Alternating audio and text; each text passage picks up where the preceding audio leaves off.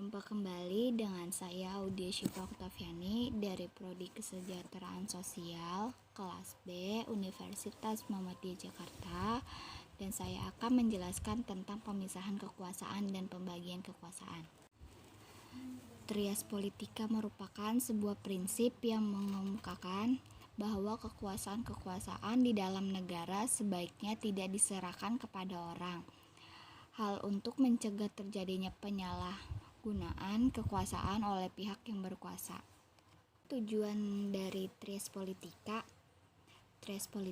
adalah agar hak asasi warga negara dan lebih terjamin. Kak, apa sih konsep Trias politika? Menurut John Locke,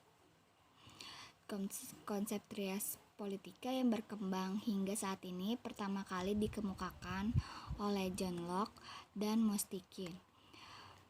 Menurut John Locke, Trias politika adalah suatu pemisahan kekuasaan di dalam negara ke dalam 3 bagian kekuasaan, yaitu pertama, kekuasaan legislatif, kedua, eksekutif, dan yang ketiga, federatif. Apa aja sih Kak contoh-contoh kekuasaan legislatif, federatif, dan eksekutif? Kekuasaan legislatif adalah kekuasaan membuat peraturan dan undang-undang. Contohnya yaitu DPR, DPD, dan MPR. Kekuasaan eksekutif adalah kekuasaan melaksanakan undang-undang dan dalamnya termaksud kekuasaan mengadili. Contohnya presiden dan wakil presiden beserta menteri-menteri. Kekuasaan federatif adalah kekuasaan yang meliputi segala tindakan untuk menjaga keamanan negara dalam hubungannya dengan negara lain. Contohnya Mahkamah Agung, Mahkamah Konstitusi, Komisi Yudisial.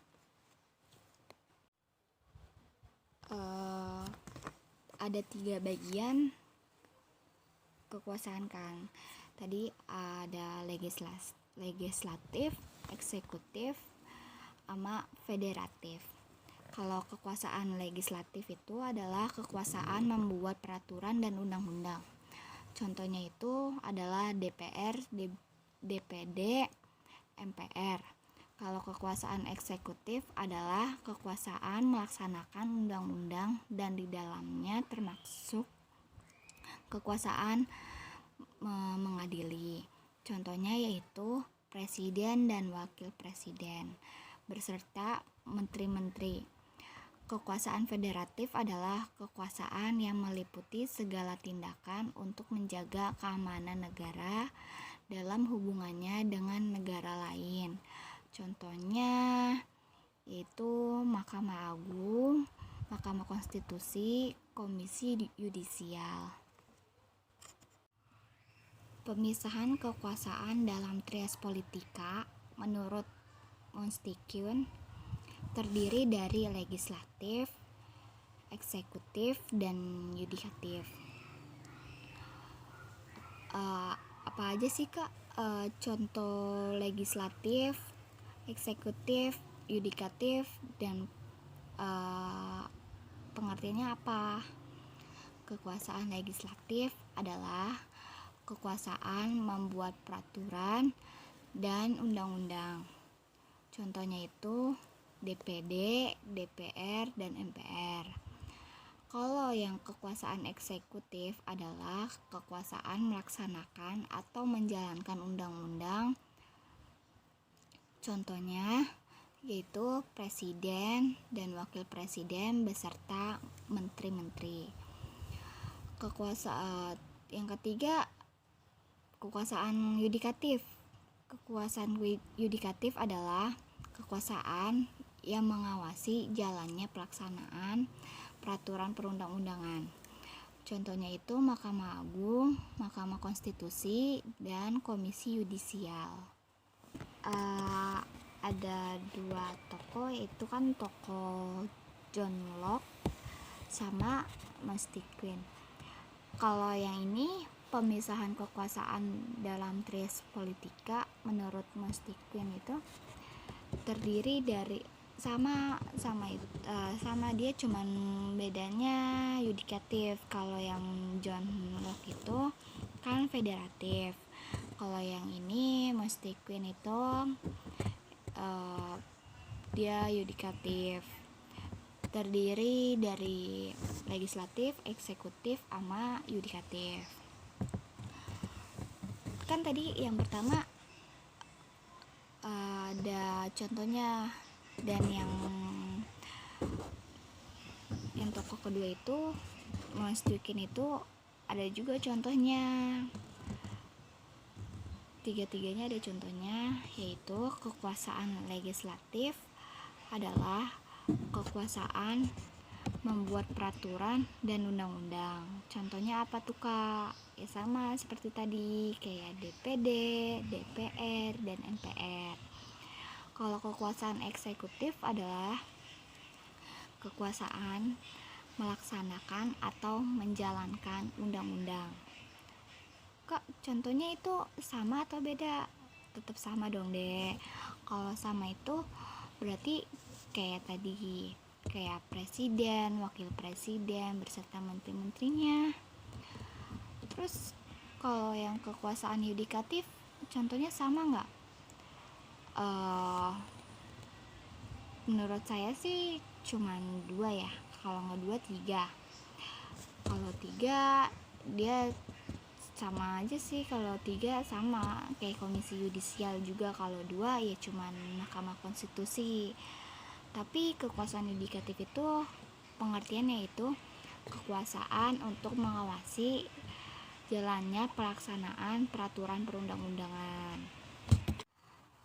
Menurut Baron de Mustiquin mengidealkan bahwa ketiga fungsi kekuasaan negara yang terdiri eksekutif, legislatif, dan yudikatif harus dilembagakan masing-masing dalam 3 organ negara berbeda.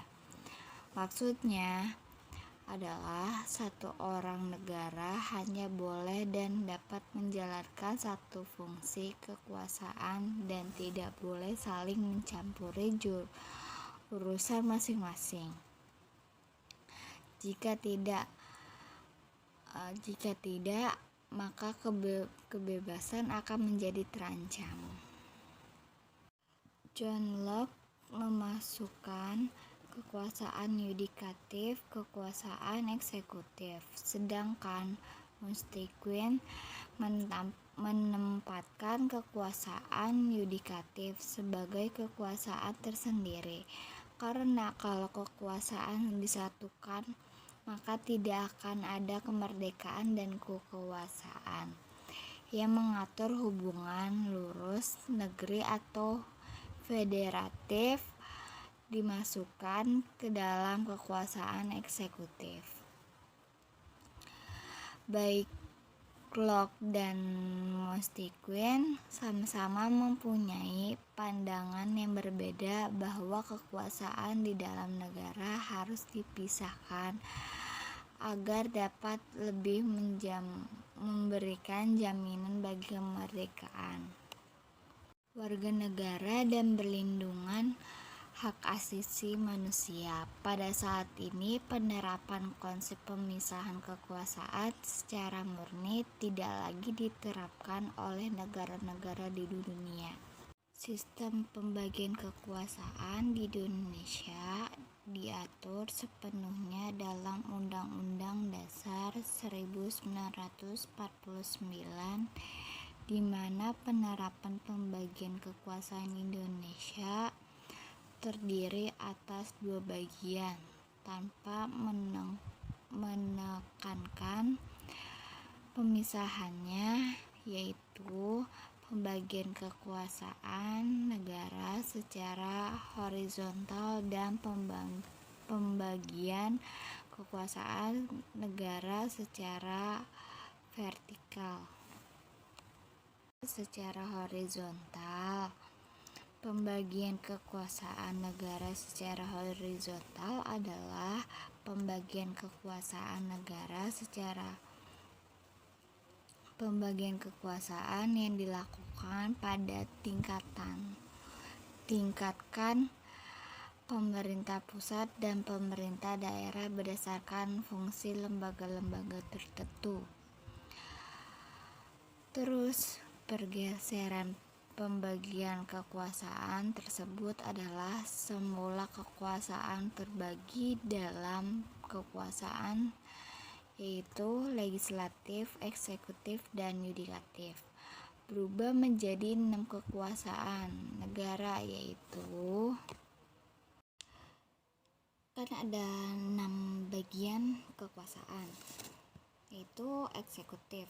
Eksekutif itu merupakan kekuasaan negara untuk menjalankan undang-undang, dan presiden adalah memegang kekuasaan pemerintah menurut Undang-Undang Dasar 1945. Kekuasaan legislatif yaitu merupakan kekuasaan negara untuk membentuk undang-undang. Kekuasaan ini dapat dipegang oleh badan legislatif, yaitu Dewan Perwakilan Rakyat atau DPR. Ketiga, kekuasaan yudikatif. Kekuasaan yudikatif itu merupakan kekuasaan negara untuk menyelenggarakan peradilan guna menegakkan hukum dan keadilan. Kekuasaan ini dipegang oleh Mahkamah Agung dan Mahkamah Konstitusi. Kekuasaan konstitutif yang tadi itu yudikatif, yang ini konstitutif, merupakan kekuasaan negara untuk mengubah dan menetapkan Undang-Undang Dasar 1945. Kekuasaan ini dijalankan oleh Majelis Permusyawaratan Rakyat atau MPR. Kekuasaan infektif yaitu merupakan kekuasaan negara yang berkaitan dengan penyelenggaraan, pemeriksaan atas pengelolaan dan tanggung jawab tentang keuangan negara. Kekuasaan ini dijalankan oleh Badan Pemeriksaan Keuangan atau BPK.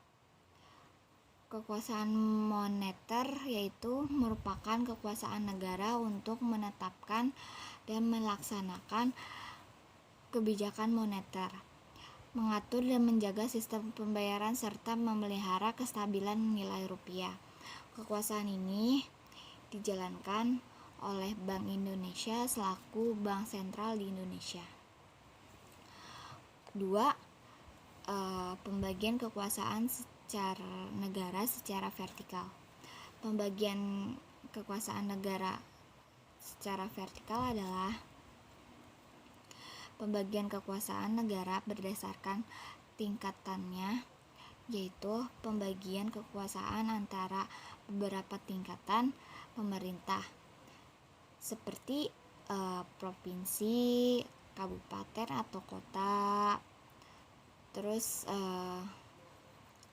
sementara masing-masing di daerah tersebut itu memiliki pemerintah daerah yang diatur dengan undang-undang. Pembagian kekuasaan secara vertikal menyebabkan adanya hubungan koordinasi, pembinaan, dan pengawasan oleh pemerintah pusat dalam bidang administrasi dan kewilayahan. Sekian dari saya, terima kasih. Mohon maaf jika saya ada kata-kata salah atau berlibat-libat, mohon dimaafkan, dan jangan lupa nonton video selanjutnya untuk materi besok. Assalamualaikum warahmatullahi wabarakatuh.